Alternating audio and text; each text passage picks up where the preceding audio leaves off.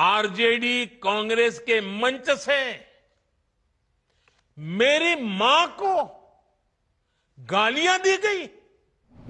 ये देश की मां, बहन, बेटी का अपमान है। क्या गुना, उस मां का क्या गुना जैसे भद्दी गालियां सुना दी जाए। इसकी जितनी पीड़ा मेरे दिल में है, उतनी ही तकलीफ मेरे बिहार के लोगों को भी है। अब मेरी मां का शरीर तो इस दुनिया में नहीं है। मेरी उस मां को आरजेडी कांग्रेस के मंच से भद्दी भद्दी गालियां दी गई। इस समृद्ध परंपरा वाले बिहार में कुछ दिन पहले जो हुआ, उसकी मैंने कभी कल्पना तक नहीं की थी। किसी बिहार के मेरे भाई बहन ने कल्पना नहीं की होगी, हिंदुस्तान के किसी व्यक्ति ने कल्पना नहीं की होगी। बिहार में आरजेडी कांग्रेस के मंच से मेरी मां को गालियां दी गई। ये गालियां सिर्फ मेरी मां का अपमान नहीं है, ये देश की मां, बहन, बेटी का अपमान है। मुझे पता है आप सबको भी, बिहार की हर मां को, बिहार की हर बेटी को, बिहार के हर भाई को ये देख सुनकर कितना बुरा लगा है। मैं जानता हूं इसकी जितनी पीड़ा मेरे दिल में है, उतनी ही तकलीफ मेरे बिहार के लोगों को भी है। और इसलिए आज जब इतनी सारी तादाद में लाखों बिहार की माताओं बहनों के मैं दर्शन जब कर रहा हूं, जब आपकी मौजूदगी है, तो आखिर मैं भी एक बेटा हूं। जब इतनी सारी माताएं बहनें मेरे सामने हैं, तो आज मेरा मन भी, मेरा दुख आपको साझा कर रहा हूं, ताकि मेरी पीड़ा आप माताओं बहनों के आशीर्वाद से मैं इसे झेल पाऊं। माताएं बहनें, आप सबको पता है मैं करीब 50-55 साल से समाज और देश की सेवा में लगा हूं। मैं राजनीति में तो बहुत देर से आया था। समाज के चरणों में मुझसे जो बन सकता था करने की मैं कोशिश करता था। मैंने हर दिन, हर क्षण अपने देश के लिए, मेरे देशवासियों के लिए मुझसे जो हो सका, जहां हो सका, पूरे लगन से, मेहनत से काम करता रहा। और इसमें मेरी मां के आशीर्वाद, मेरी मां की बहुत बड़ी भूमिका रही है। मुझे मां भारती की सेवा करनी थी, इसलिए मुझे जन्म देने वाली मेरी मां ने मुझे अपने दायित्वों से मुक्त कर दिया था। और मां ने मुझे आशीर्वाद दिया कि बेटा जाओ, देश की करोड़ों माताओं की सेवा करना, देश के गरीबों की सेवा करना। उस मां के ही आशीर्वाद से मैं चल पड़ा था। और इसलिए मुझे आज इस बात की पीड़ा है कि जिस मां ने मुझे देश सेवा का आशीर्वाद देकर देश सेवा के लिए रवाना किया, भेजा।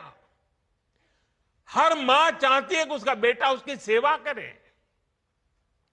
हर मां चाहती है कि बेटा बड़ा हो, मां के लिए कुछ न कुछ करता रहे। लेकिन मेरी मां ने खुद के लिए नहीं, आप जैसी करोड़ों माताओं की मैं सेवा कर सकूं, इसलिए खुद से अलग करके मुझे जाने की इजाजत दी। आप सब जानते हैं, अब मेरी मां का शरीर तो इस दुनिया में नहीं है। कुछ समय पहले 100 साल की उम्र पूरी करके वो हम सबको छोड़ के चली गई। मेरी उस मां को, जिसका राजनीति से कोई लेना देना नहीं, जिसका शरीर भी अब नहीं है, मेरी उस मां को आरजेडी कांग्रेस के मंच से भद्दी भद्दी गालियां दी गई। माताएं बहनें, मैं देख रहा हूं आपके चेहरे, आपको भी कितना दर्द हुआ होगा। मैं देख रहा हूं कुछ माताओं के आंख में आंसू मुझे नजर आ रहे हैं। ये बहुत ही दुख देने वाला है, कष्ट देने वाला है, पीड़ा देने वाला है। क्या गुनाह उस मां का, क्या गुनाह जैसे भद्दी गालियां सुना दी जाए। साथियों, हर मां अपने बच्चों को बहुत तपस्या करके पालती है। यहां मेरे सामने बैठी हुई हर मां उतनी ही लगन से, उतनी तपस्या से अपने बच्चों को पालती है। बच्चों से बड़ा मां के लिए कुछ नहीं होता है। मैंने भी बचपन से अपनी मां को ऐसे ही रूप में देखा था।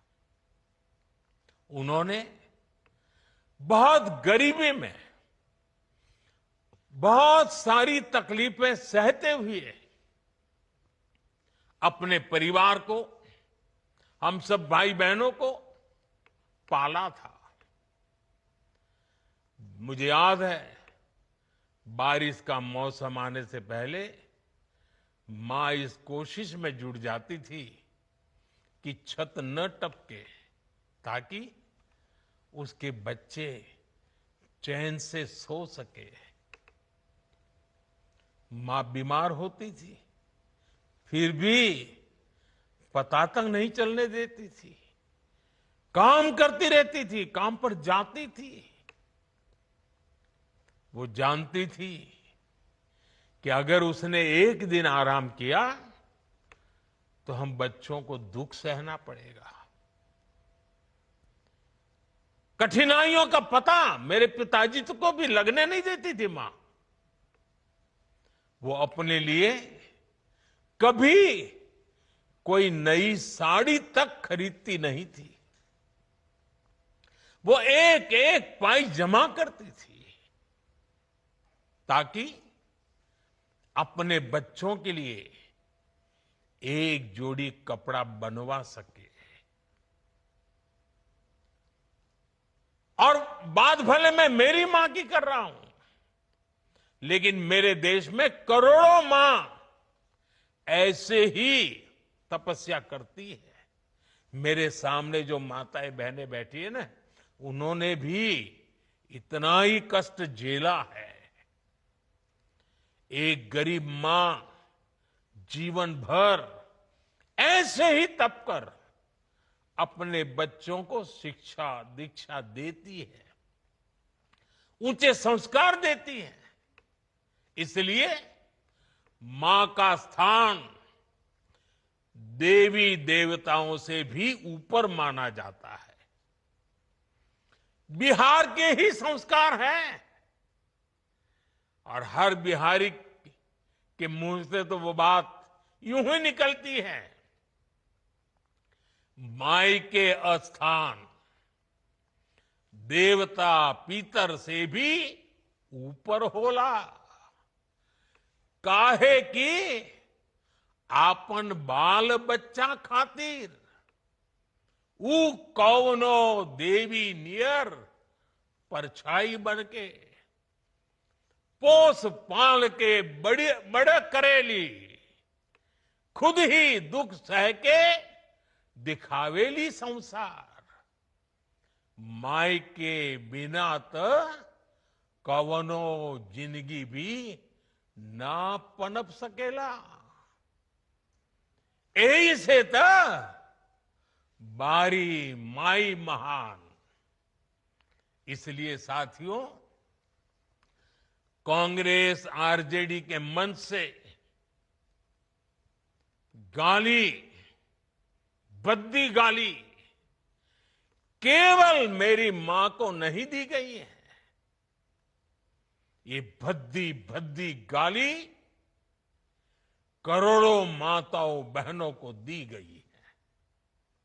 साथियों, एक गरीब मां की तपस्या,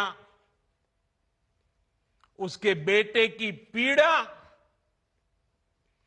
ये शाही खानदानों में पैदा हुए युवराज नहीं समझ सकते। ये नामदार लोग तो सोने चांदी का चम्मच लेकर पैदा हुए हैं। पैनोरमा ग्रुप, जो सोचता है वो करता है। ये लो, मुंह मीठा करो। आज मैंने अपना जॉब छोड़ दिया, अब हम पूर्णिया वापस जाएंगे। जॉब छोड़ दिया है? मतलब ये घर कैसे चलेगा? हम करेंगे क्या? और माँ बाबूजी क्या बोलेंगे? इसलिए मैं एक और मिठाई का डब्बा लाया। अपने बिजनेस के लिए लोन अप्रूव हो गया। अरे लोन अप्रूव हो गया वो तो ठीक है, लेकिन पूर्णिया में हम रहेंगे कहाँ? अपना घर भी तो नहीं है वहां।